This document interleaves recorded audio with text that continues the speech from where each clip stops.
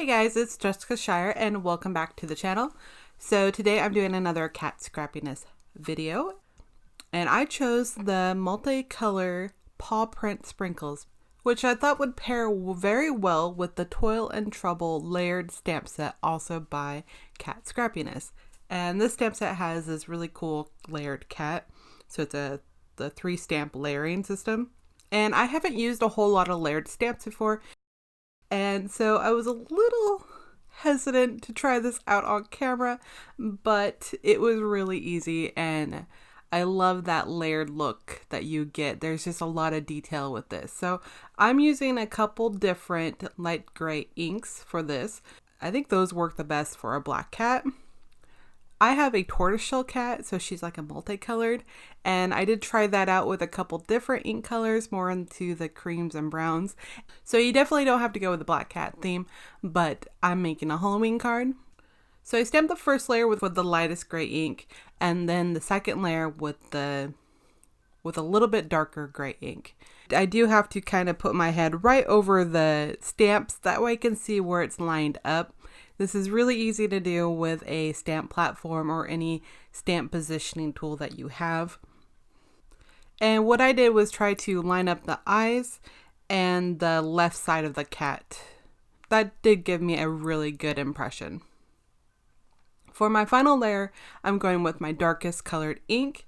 And this one I'm going to be using the VersaFine Clair Nocturne ink, because this ink is really good for stamping sentiments especially. I love it for that.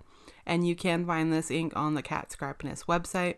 So I thought it would work really well for this final layer to really enhance that detail of the cat. There's also some eyes that you stamp, and I used a yellow ink for this. I just used an acrylic block and just lightly stamped over it. I was literally blocking the entire area, so you would have only seen the back of my head anyways. So I left that out, unfortunately. So the other thing that is being released for Cat Scrappiness is these A2 acetate sheets, and these are perfectly sized to make some really cool shaker cards. I'm going to cut mine down to have it fit behind that frame with the 3 rectangles. That is a die from the Crafters Essentials 1 set. And then I also have the multicolored paw print sprinkles, which are super fun, and I just adore these colors. They are so bright. I'm going to carry that neon color over to Halloween. I'm all for it this year. I also have an older piece of pattern paper. This is by Echo Park. So I used some craft foam to cut out 2 purple frames with that die from the Crafters Essentials 1 die set. I'm going to use some Thermoweb Ultra Bond glue to adhere those together. I also die cut that same rectangle frame from a medium gray cardstock. That is what I'm going to adhere the Cat Scrappiness A2 acetate sheet behind. So I just set that off to dry for just a moment. I'm not going to let that glue fully dry, but I think it helps to adhere acetate, especially with liquid glue, if you let the glue just kind of dry down a little bit. That way it doesn't smush out from the edges. I'm going to measure that craft foam frame real quick to see how small I need to cut that acetate sheet down. Now I can lay that acetate sheet that I just cut down behind the gray cardstock. So you're not going to see this from the front, you'll just see the windows of it through those 3 rectangles. And I'm going to set those underneath a large acrylic block along with those other craft foam frames and let those sit and dry for a moment. So moving on to that Echo Park paper. This is that orange with the lighter orange polka dots, and it just screamed Halloween to me. So I'm going to darken it up a little bit with some black soot distress oxide ink. Doing a quick blend with some makeup blending brushes, and then attach that to a A2 sized Nina 110 pound cardstock base. So I didn't trim that acetate all the way down. I just had a little bit hanging off on the right hand side there. So I'm going to quickly trim that with my scissors. I'm going to add some more glue to that craft foam frame for my shaker and attach that to the front of the card. And now I have these rectangles that are kind of leftovers from when I did the gray cardstock with that same 3 panel rectangle die. So I'm going to add those to the inside, and that's also going to help to make sure that the sides and shape of that crafter's foam doesn't get a little wonky from me maneuvering it around. So make sure that those are nice and squared still. And then I can use my tweezers to just gently pull those out, and I'm going to add some more liquid glue to those and pop those back in. And those will be the backs for my shaker card. I honestly didn't have to do the middle one because I have another plan for that middle section, but they fit nicely right back inside. I'm also going to use the EK Success embossing tool to kind of coat those inside of those 3 rectangles. That way none of the sprinkles, the paw print sprinkles, stick to the sides as easily. And if I have any glue that kind of seeped out from the edges, it'll help detact that a little bit so things don't adhere where I don't want them to. It will help the sprinkles move around when you go to shake this shaker card. I'm going to add a sentiment to that gray frame, that gray top frame with the acetate sheet behind it. And this is a sentiment from the Toil and Trouble stamp set, plus it works well with those paw print sprinkles. And I'm using the Wilted Violet because it really matches the purples in the paw prints and also that craft foam that I used. Now I can dump some of those paw prints into those rectangles, and I'm only going to be using the left and the right hand side to hold the sprinkles to make the shaker.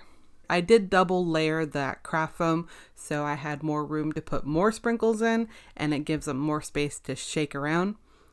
But I didn't want to overfill them, so I pour in a bunch and then I kind of pinch some out, that way it wasn't too full.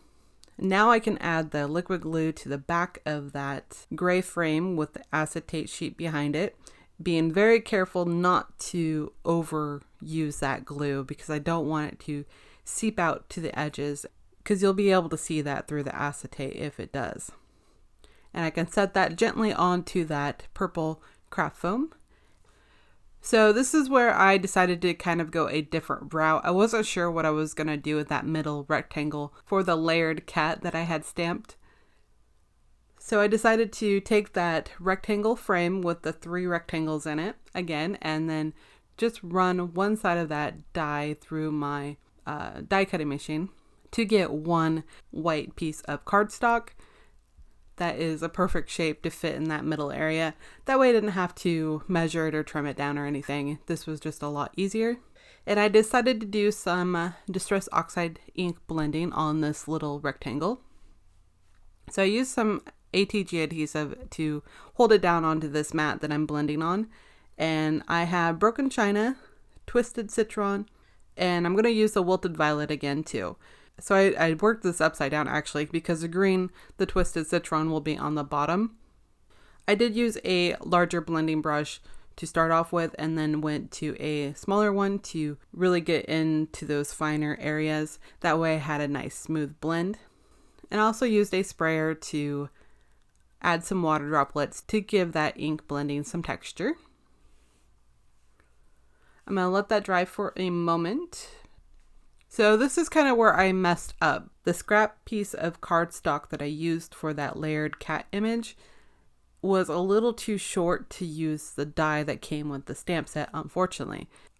I had to resort to trimming it out, but this stamp set does come with 2 really cool dies, and you can do a lot of different techniques with dies like this, or if you don't like fussy cutting whatsoever, it's perfect to trim out your images and give you that white border. To attach my ink blended rectangle, I'm just going to use my ATG gun real quick and pop that onto the middle, and then do the same thing with that layered cat stamp image and pop him right onto that ink blended background. I really love the look of those multicolored paw print sprinkles. Those just make for a fun shaker card, and you don't even have to use them for Halloween like I did. They'd be perfect for any time because those colors are pretty universal. So that is it for this card. I hope you enjoyed the new release items, the multicolored paw print sprinkles and the A2 acetate sheets from Cat Scrappiness. And that's it for me, guys. Thank you so much for joining me today. Subscribe if you have not already. Give this video a like if you enjoyed it. I appreciate you, and I will see you in the next one. Meh, meh.